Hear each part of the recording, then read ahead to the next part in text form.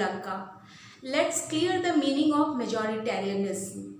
Majoritarianism means only majority of any particular country are having the power to rule that country, disregarding the interest, wishes and desire of minorities.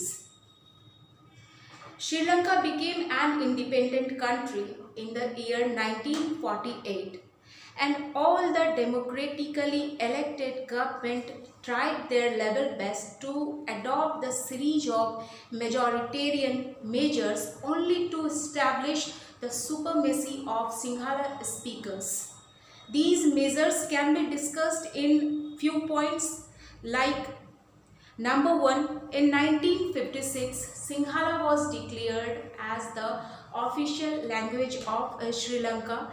All the government's preferential policies give a special favor to the Sinhala speakers in getting ample opportunity in university positions and government jobs. Number 2, even the new constitution stipulated all the state governments to foster and protect Buddhism. Due to this, gradually the feeling of alienation developed among the Sri Lankan Tamils. They started to think that constitution and government policies are ignoring their equal political rights, discriminated against them in getting jobs and education, even they are ignoring their basic interest. Due to this, the Sri Lankan Tamils started launching parties and struggles only for the identification of Tamil language, regional autonomy and their personal interest.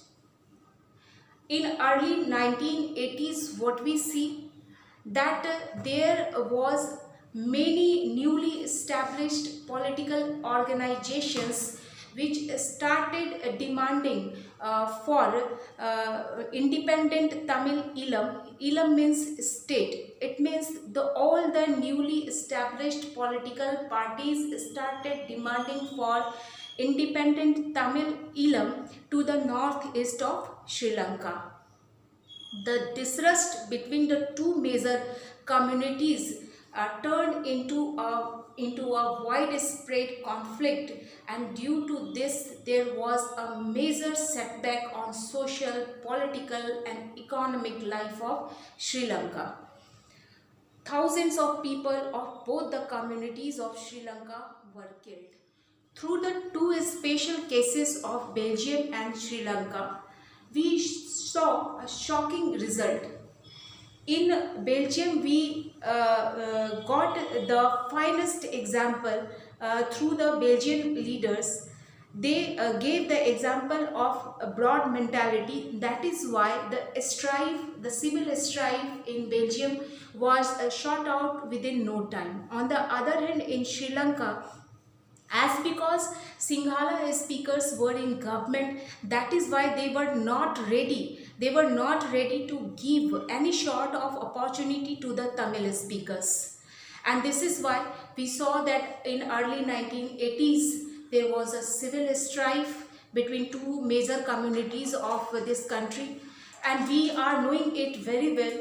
If there won't be a mutual understanding between the government and the common people of any particular country, then the development of that country is quite important.